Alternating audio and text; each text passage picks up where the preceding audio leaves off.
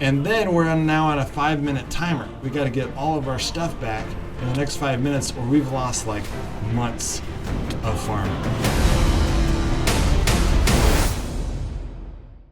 Those of you who have been following me on social media know that I have been secretly playing Minecraft with my family. And I haven't wanted to post it on the channel because it's been a really special thing for our family. It's been really bonding. My kids are loving it. I'm enjoying it because it's essentially the first time that I've played Minecraft as well. But after posting this post on Reddit and getting 3,500 posts and 12 awards, I thought, well, you know what? I'll go ahead and make one video. In this post, I explained that my 5 and 7-year-old finally finished enchanting all of their diamond armor, so we're going to take on the Ender Dragon for the very first time, for them and for me and for my wife. So all 4 of us are playing split screen on the Xbox.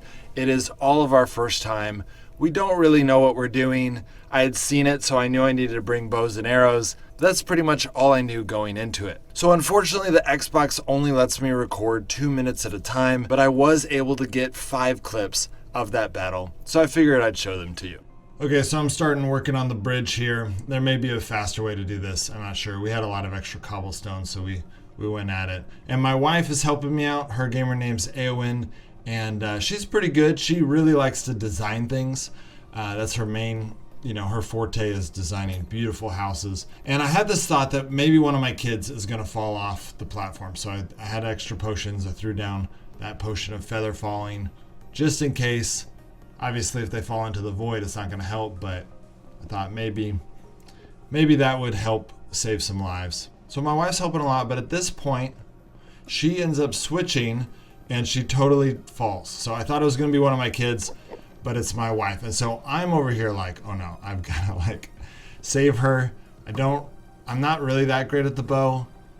And so I'm trying to keep her alive, but I realize I'm just not a good enough marksman to keep her alive from these guys. So you can see I'm just really bad at it. So I go ahead and jump off to see if I can keep her alive. So she lives, we all make it back, we get the bridge built, and the second clip is us really clueless on what we should do. I mean, we knew we were supposed to shoot the little lantern things at the top, but we weren't sure how to do that. We have our infinity bows, but they're not breaking. So we spend a long time just trying to figure out what should our approach be. So you can see here that I have a bunch of potions. I had too many potions. I didn't know what potions to bring. I have way too many potions of regeneration. So here I put a night vision potion, which really confused my family more than anything. It didn't really help a whole lot. I think my daughter thought she was dying at this point. And so we're staying together, which is good. I think that was really good for them. My son's a little bit more ambitious than my daughter. She was trying to stay back and stay safe. And then my wife was just kind of mother henning it a little bit, trying to keep everyone. But again, we don't really know what we're doing at this point. I'm over here obsessed with potions, just keep putting more potions down, which we're not even doing anything, so it's not really helping. All right, so in this third clip, it skips quite a bit. We finally figured out how to build little towers up. We didn't know about water yet, so we totally did everything without buckets of water. I think we were thinking that in the Ender world we weren't going to have water just like in the Nether world, but anyways, we killed all the things. All of my family has died multiple times. I mean, my son just loves to run in there, and so he's died multiple times. My daughter, the first time she died, she just started bawling because she had been so careful to stay behind us and work. And then my wife even, she lasted the longest, but she ended up dying as well. So I've been surviving on multiple iterations. I think my son's already been back 4 times. My daughter, who's kind of coasting out there, is not even trying at this point. And my wife died once. She's trying to make her way back. So we're getting there, and then the Ender Dragon's almost dead. And I'm deciding, do I want to kill it or do I want to wait for my family? And I'm also getting hit by the dragon's breath, and I just run totally the wrong way and end up dying. My kids are shocked. I think they've only seen me die once before, and they're like, you know, you were level 30, you lost all your experience.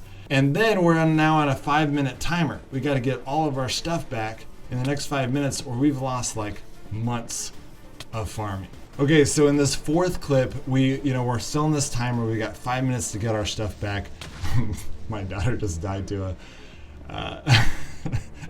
Anyway, so we find out that my son had put a bed on the bridge, not realizing it was like the nether that it's just going to explode as soon as you put a bed on there and try to set your spawn point. So that blew up the bridge, took extra time. We're all stressed out because all of our stuff is still in here. But luckily, we were able to do all of it in less than 5 minutes. Really, we should have put a bed next to the dungeon portal, but oh well.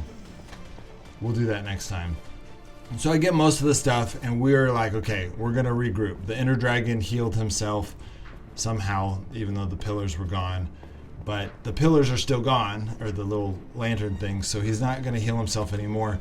We just need to kind of regroup everyone. And so that's what we're doing at this point. So here, my wife doesn't have good armor yet, so she's over here, and she ends up dying while we're regrouping. So we're like, okay, waiting more, taking longer to regroup. Okay, so in this last and final clip, we're finally all here as a family. My son has 0 armor, 0 weapons, and 0 health, but somehow he has found a way to stay alive now. And he's over there just punching. He's about to go punch the dragon. And then the rest of us are working on, doing damage. I learned that the pitchfork or the Triton does a lot more damage than the bow. And then my wife is doing really well as well. My daughter is over here like hacking with her sword as if she's doing damage, and she's nowhere close to doing damage, but it's still fun. Oh, she did damage there maybe, but anyways, so it's fun to see them. We got a good system. No one's dying. We're all there as a family, and then we kill the dragon. And guys, to see the faces of my kids, they were so excited that we did it, and there was just this like, we did something together as a family, and we beat the game, kind of. I know that there's a lot more to it, but it kind of felt like we beat the game as a family. It was really bonding, and honestly, I think my kids are going to remember that moment for maybe the rest of their life. Like, it was a very fun moment as a family together. Culmination of a lot of work that we put into it, and it was a lot of fun. So that was my family's encounter with the Ender Dragon. It was an epic battle. We got our butts kicked a ton of times, but in the end, we finally did beat the dragon, and it was an incredibly bonding experience, which I would recommend for any family. I think that a lot of families don't think about playing games together, and it is incredibly bonding. Just like a lot of guys, when we play together, we feel really bonded, or girls, when we play together, we feel connected to them. Well, when you play as a family, you feel really connected. And I think my kids have inside jokes with me, inside stories with me in a way that I would have never been able to get if I didn't game with my family. And so it was a really good experience. All right, guys, I'll see you next time.